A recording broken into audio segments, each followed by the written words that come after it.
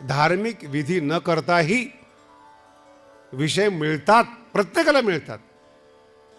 मूर्खातला मूर्ख माणूस असू द्या, गरीब मनुष्य असू द्या, त्याचं लग्न होतात. श्रीमंताचं लग्न झालं म्हणून कौतुक करू नका. सगळ्यांचे लग्न होतात, सगळ्यांना मुलं बाळं होतात. तुम्ही तर मनुष्य आहात, पशुपक्ष्यांची सुद्धा संतान परंपरा आहे. पुरुषार्थ नाही, निसर्ग तुमचा वापर करतोय, सृष्टी तुमच्या माध्यमातून चालवतोय, तुमचं कर्तृत्व नाही आहे. जर तुमचं कर्तृत्व असतं तर ज्यांना मुलं होत नाही, ज्यांना काही समस्या आहेत मेडिकलच्या, त्या समस्या निर्माण झाल्या नसत्या. पुरुषार्थाचा विषय नाही, हा निसर्गाचा विषय आहे. म्हणून तत्वज्ञान मोठं, देव मोठा का धर्म मोठा, इथे ज्ञान म्हटलेले. म्हणून तुम्ही पूर्ण हरिपाठामध्ये पहा, ज्ञानाला महत्त्व दिलेले आहे. आणि ज्ञानाचंच नाव देव आहे. देवाची द्वारी म्हणजे ज्ञानाच्या द्वारामध्ये. दिव प्रकाशने धातू आहेत, प्रकाश. त्याचा उल्लेख मी 2-3 दिवसात थोडा थोडा केला होता. जिथे स्वच्छ प्रकाश आहेत त्या दिशेने वाट चाला. ज्याचे अर्थ तुम्हाला स्पष्ट समजतात त्याचं तुम्ही चिंतन ऐका. ज्याचं कळत नाही, काहीतरी वेडवाकडं बोलतो, नादी नका लागू. विचार पर व्हा, विचार करायला शिका. म्हणून ज्ञानोबाराय तुकोबारायांनी पहिल्यांदा जर सांगितलं असेल ना, विचार करण्याची पद्धत आली पाहिजे, तर्कबद्ध विचार केला पाहिजेत. ज्ञानेश्वरी तर्कबद्ध विचार आहेत, सार आहेत, तत्व आहेत. हरिपाठातलं एकही वाक्य कुठलाही वैज्ञानिक विचार करणारा पकडू शकत नाही, इतकं तर्काच्या बाहेर गेलेलं ज्ञान आहे, अभंग आहेत. कळत नाही हा भाग वेगळा. म्हणून जेव्हा हरिपाठाला आपण हात लावतो, आपले विचार बाजूला ठेवा, आपल्या मतानं अर्थ काढू नका. श्री गुरुकडे जाताय, ज्ञानियांच्या घरी जाताय, प्रकाशासाठी जा, देवासाठी जा, ज्ञानासाठी जा. प्रकाश शब्दाचा अर्थ आहे कळणं. प्रकाश शब्दाचा अर्थ आहे दिव्यत्वाचा अनुभव. उभे रहा, तत्पर रहा. कधी भगवंताची कृपा होईल सांगता येत नाही काही. आणि परमार्थातली एक महत्त्वाची गोष्ट सांगतो, वारकरी संप्रदायातलं महावाक्य येते, आपुली आपण करा सोडवन. महावाक्य परमार्थ इतरासाठी नाहीच, फक्त व्यक्तिगत आहेत. हरिपाठ चिंतन सुरू करत असताना ह्या 2 गोष्टीचा उल्लेख केला. सामाजिक जीवन वेगळं आहे तुमचं. सामाजिक जीवन सामाजिक नियमाप्रमाणे चालणार. आध्यात्मिक जीवन आतला प्रवास संतांच्या म्हणण्याप्रमाणे चालणार. ठरवा तुम्ही. आणि ज्याला आतला प्रवास करायचा आहे त्याला स्वतःचे इंद्रिय ताब्यात ठेवायचे, मन ताब्यात ठेवायचे, संतांचं ऐकावं लागेल. पर्याय नाही. एखादा जर म्हटलं ना की नाही ऐकायचंय, काही उपयोग होत नाही त्याचा, किती तर्क असू द्या. आणि तर्क परमार्थात चालत नाही. फार महत्वाचा शब्द आहे तर्क. अनुभव, गुरु अनुभव देतात. इंद्रियाला नियंत्रण केल्यावर काय होतं असा प्रश्न विचारून चालत नाही. ज्याने नियंत्रण केलंय ना त्याचं जीवन पहा. मन नियंत्रित केलं तर काय होतं, प्रश्न वायफट येते, होतच नाही तुमच्याकडून तर काय. बुद्धी जर विचार पहा, जेवढे माणसं बसलेत ना, हे जे आपले हॉलमध्ये आपले प्रवचन चालू आहेत, सगळ्याची सीट सारखे आहेत. कोणाचं माप घेऊन सीट तयार केलेले नाहीत, पण सगळे या सीटवर बसतात. म्हणजे माप आहे ते. इतका माणूस मोठा असू शकतो, माप आहे ते. नाही कळालं? माणसाचं माप आहे. साधू संतांनी तुमचं माप घेतलेलं, तुम्ही कुठपर्यंत उड्या माराल. मग सगळीच माणसं एका खुर्चीवर बसतात. एकाला भारतरत्न दिलं जातं, एकाला पद्मश्री दिली जाते. काय कारण आहे त्याचं? सगळीच माणसं स्वतःच्या हाताने 3.5 हाताचे आहेत. का पुरस्कार देतात, का मान देतात, का एकमेकाच्या पाया पडतात? बुद्धी विशेष आहे. म्हणजे काय, काल सांगितलं तुम्हाला, बुद्धी विशेष आहे. परिश्रम केलेत, सामाजिक परिश्रम असतील, वैद्यकीय परिश्रम असतील, अध्यात्मातले परिश्रम, कुठलेही परिश्रम केलेले असतील, विशेष कार्य केलेले आहेत. सर्वसामान्य लोक जे जगतात त्याच्या अतिरिक्त विशेष आहे, म्हणून पुरस्कार आहे. अर्थ लक्षात ठेवा. म्हणून पुरस्कार. पुरस्काराचा आग्रह करू नका बरं का, मिळालाच पाहिजे. मोठी माणसं मोठीच आहेत. आता आम्ही म्हणायचं का ज्ञानोबारायला भारतरत्न द्या म्हणून? बोला ना. पण ते भारतरत्न आहेत का विश्वरत्न आहेत? पण विश्वरत्न हा पुरस्कारच नाही, म्हणून न मागणी केलेली चांगली. का? ज्ञान युनिव्हर्सल आहे. जर तर्क असेल, जिथे धूर आहे तिथे अग्नी आहेत, हे अमेरिकेला पण मान्य करावं लागतं, त्याला ज्ञान म्हणतात. हे इंग्लंडलाही मान्य करावं लागतं, सगळ्या धर्मातल्या लोकांना मान्य करावं लागतं. जिथे धूर आहे तिथे याला ज्ञान म्हणतात. आता पुढचा टप्पा महत्वाचा आहे बरं का. हे जे खरं ज्ञान आहेत हे मुळात सांगणाऱ्याला कळतं का नाही हा विषय आहे. तर सांगणारा तुमच्यातलाच एखादा आहे, सांगणारा तुमच्यातलाच, हे नाही कळत. बऱ्याचशा साधू संतांना शब्दच कळत नाही. बऱ्याचशा साधू संतांना शब्द, आणि ज्यांना शब्द कळतात ते साधू संत नाहीत. प्राध्यापक आहेत, विद्यापीठी शिकवणारे आहेत, ते शिकवतात, त्या शिकवण्याशी आपल्या जीवनाचा काही संबंध नाही. कोठे काही, एक आहे एक नाही. शब्द कळाले पाहिजेत. आणि एक लक्षात ठेवा, परमार्थात ही जे 2 लक्षणं केलेली आहेत ना ज्ञानोबारायांनी, गुरु शिकलेला असावा, फार महत्वाचं लक्षण आहे बरं का. जर गुरुला शिकवायची पाळी आली ना, तर शिष्याने समजून घ्या की आपण गुरुपेक्षा जास्त ज्ञानी आहोत. बऱ्याचशा गुरूंना शिष्य मोठे करतात. नाही कळालं? बऱ्याचशा गुरूंना शिष्य मोठे करतात. आमचे गुरु मोठे. आणि मी बरेचसे संत पण असे पाहिलेत, राजकारणी लोकांनी त्यांना मोठं केलेलं आहे. जे मोठे मोठे खेळाडू जातात, नट जातात, राजकारणी एखाद्या साधूच्या दर्शनाला जातात, जगामध्ये लगेच प्रचार, आमका गेला म्हणून आपण गेलं पाहिजेत, आमका गेला म्हणून. अरे त्याला काहीच मिळालं नाही, हे त्यांनी सांगितलंच नाही. तो फक्त येण्यासाठी पैसे घेऊन गेला. नाही कळालं? तो आला, त्याला काही मिळालं नाही, तो पहिलाच संपन्न आहे, पहिलंच त्याला मिळालेलं आहे. महत्व वाढवायचं आहे म्हणून तो आला. आणि या महत्वाच्या नादात जर तुम्ही तुमचं आयुष्य दिलं, तुम्ही तुमची सोडवणूक करून घेणार नाही. सोडवणूक शब्द विसरू नका. ज्ञानोबराय म्हणतात, तुम्ही जेवढे जगातली माणसं आहेत, आपलं कल्याण स्वतः करावं. आपुली आपण. हरिपाठाच्या भूमिकेमध्ये हा थोडासा मुद्दा मांडला होता. अनात्मनस्तु शत्रुत्वे वर्ते तात्मेव शत्रुवत. दारू पिणारा मनुष्य आहे, स्वतःच्या पैशाने पित असेल, लिव्हर दुसऱ्याचं खराब नाही होत. आपल्या हाताने आपलं लिव्हर जे भगवंताने दिलं होतं, निसर्गाने दिलं होतं, ते आपण खराब केलं. सिगरेट पिणारी माणसं असतील, व्यसनी माणसं असतील, कामी माणसं असतील, आपलं तेज आपण व्यस्त केलं. मोकळे झालात तुम्ही, रोगी झालात. आत्मैव शत्रुवत वर्ते. स्वतः बरोबर, स्वतःच्या शरीराबरोबर शत्रूचा व्यवहार केला. याच्यातून जर सुटका पाहिजे असेल, आपुली आपण करा.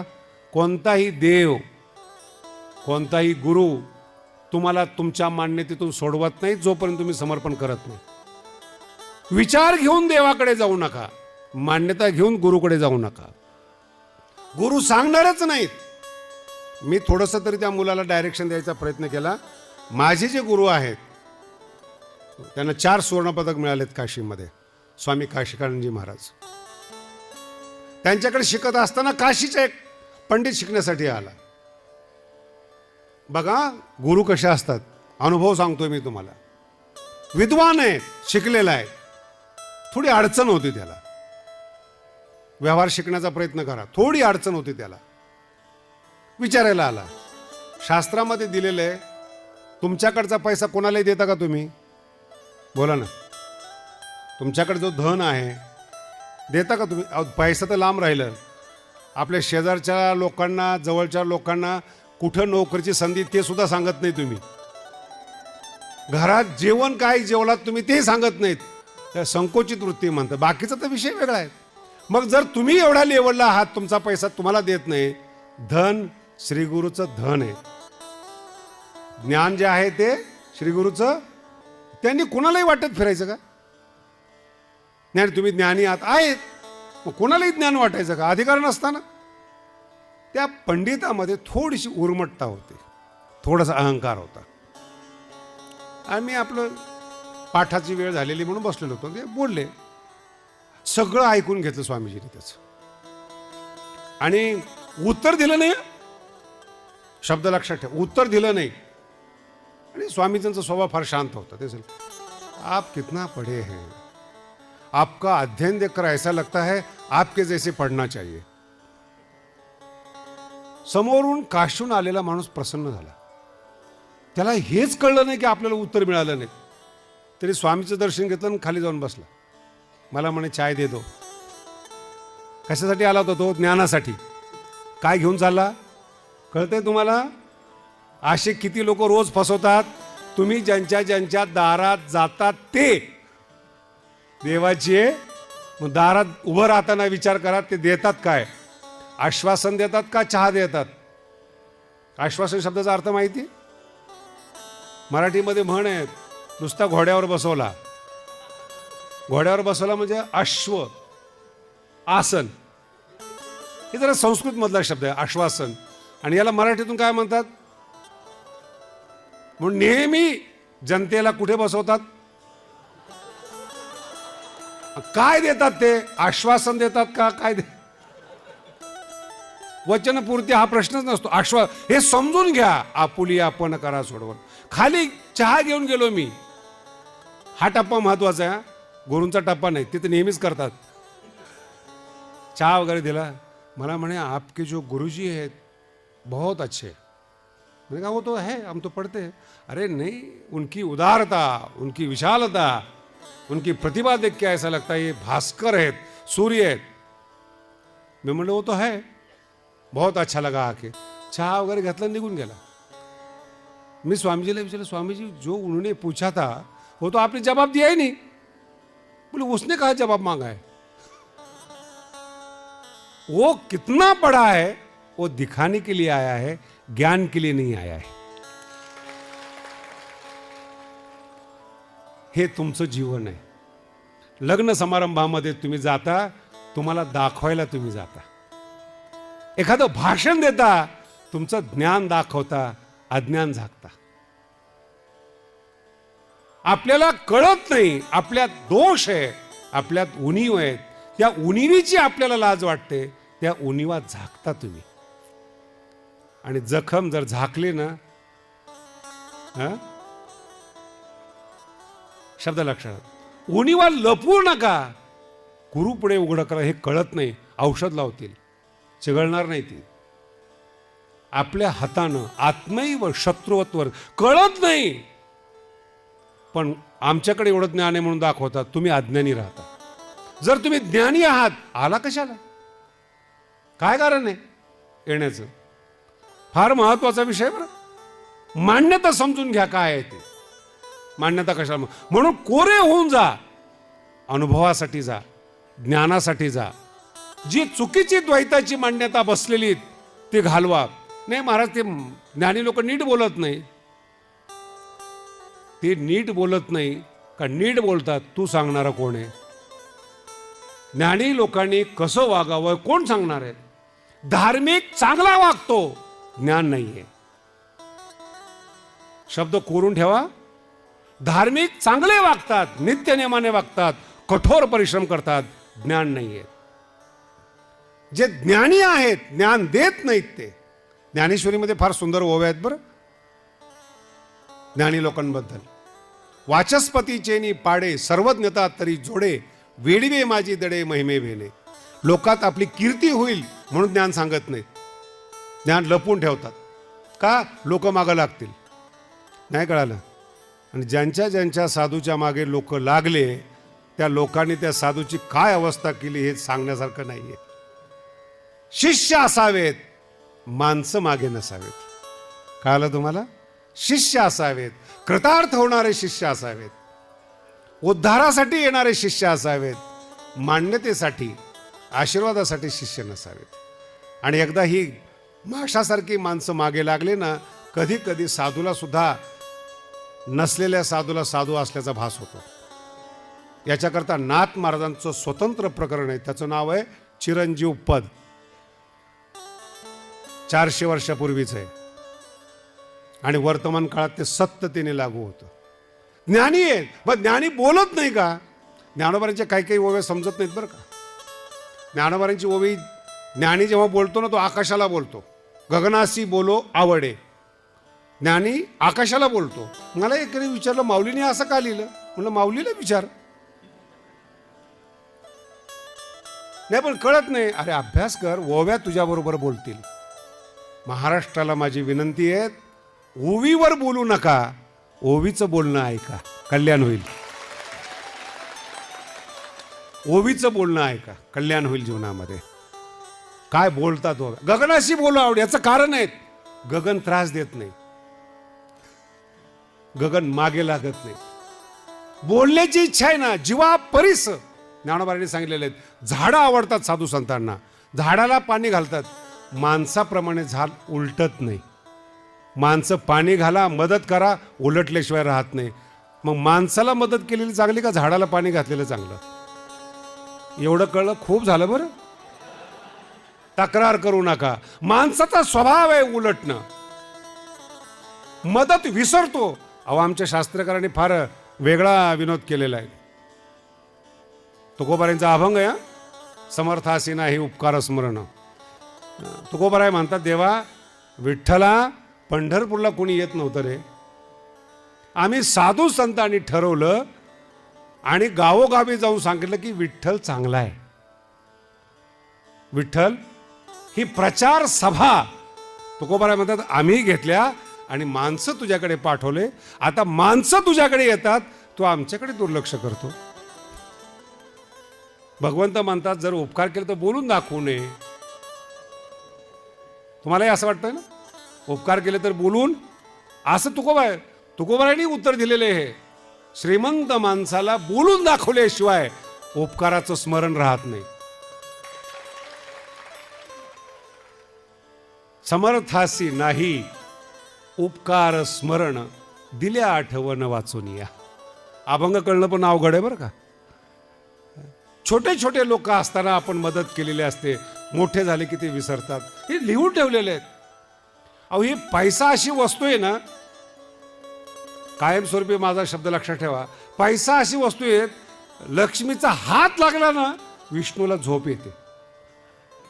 कळतंय तुम्हाला? लक्ष्मीचा पायाला स्पर्श झाला की विष्णूला. मग श्रीमंतालाचे डोळे जर बंद असले, काय दोष आहे बिचाऱ्यांचा? जर विष्णू झोपतो शब्द वापरतोय, झोपतात नाही, जगाकडे दुर्लक्ष होतं लक्ष्मीने स्पर्श केल्याबरोबर. माणसं ते किरकोळ आहेत, थोडा स्पर्श होऊ द्या, थोडा विसरून जातात आपली अवकात पूर्वी काय होती.